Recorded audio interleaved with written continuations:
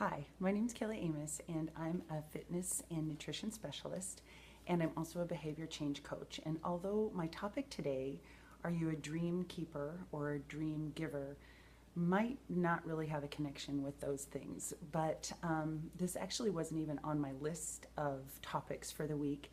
But within the last 24 hours, I've had three things happen, so I really am feeling led to talk about this. I think it's an important thing for you to, for all of us to be thinking about as far as following our dreams.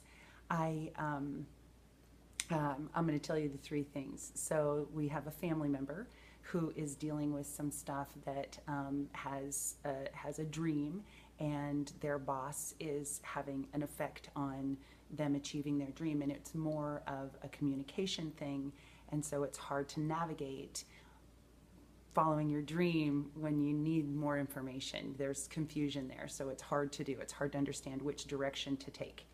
The second one was actually from Survivor, and I don't know exactly if I'm going to say this right, but basically I heard that one of the participants or the people on there say, if your dream isn't working out, just get a new one.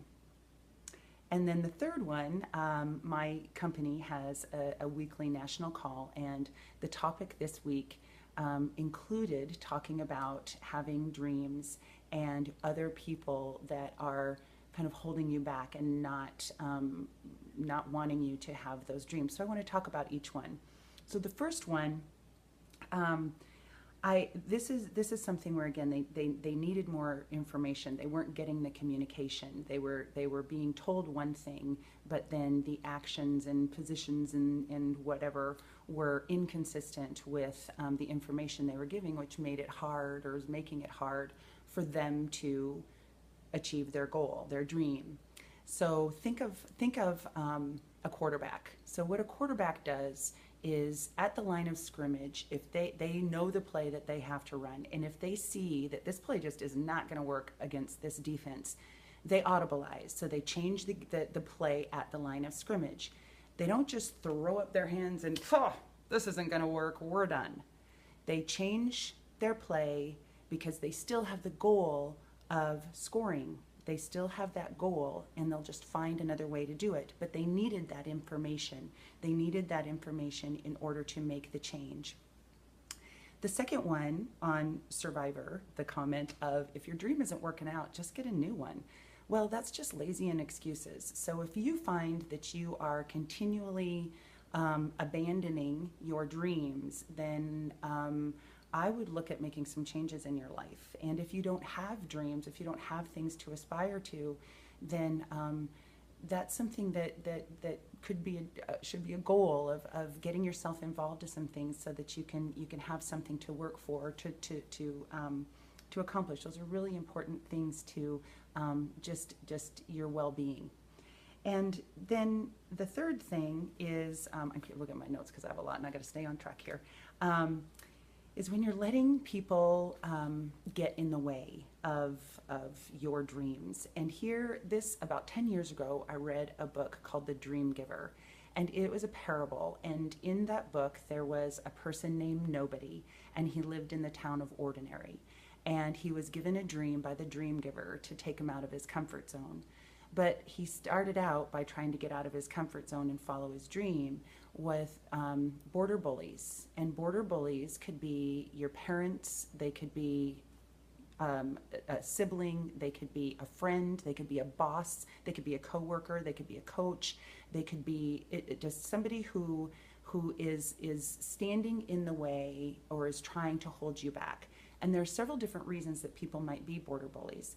They might be because they have a fear of losing something from you. Like maybe they fear losing the relationship. And I honestly think in my world that happens a lot. People, if one part of the couple is trying to lose weight and get fit, and the other person isn't there, they try to hold or even sabotage the other person's goal because they don't want to lose them. They're afraid that they're going to change and they won't have that same relationship anymore. They might leave them, or they just fear that change.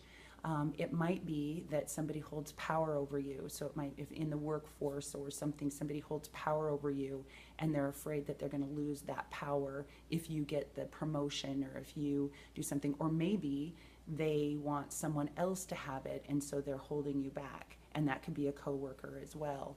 So there are a lot of different things that can happen as far as you realizing your dream. And I think that it's good for all of us to just look at, take a look at our dream and why are we not achieving it? Are we on track to achieve it? If we need more information, then we shouldn't be afraid to ask questions so that we can audibilize or make our game plan. If you aren't getting the information that you need when asking, then that's a whole nother conversation. But also, I think it's important to look at, are we creating our own border bullies? Are we using that as an excuse and kind of blaming other people that they're holding us back or they're creating this situation?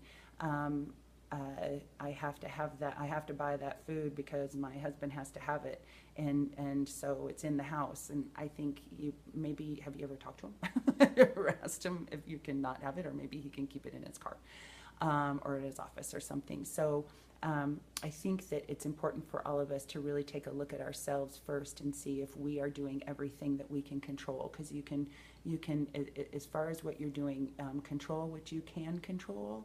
And your attitude and effort is really the things that matter the most. So also, I think that it's important for us to see if we are being border bullies ourselves. I know as I was reading that book, I was guilty. I was being a border bully to my sister at the time, and I had no right to. It was her choice, but I was not wanting her to do that. I didn't think it was right. I wouldn't have done that. So I think it's an important thing for us to look at as well, at ourselves. So I know this is a little deep. Every once in a while I get a little deep, and I don't want it to go too long, but I really hope that you're on track for your dreams and you have them. And I'd love you to share your dream and share the video if you think anybody would benefit from this. And thank you so much, Colleen and Ginger, for joining in.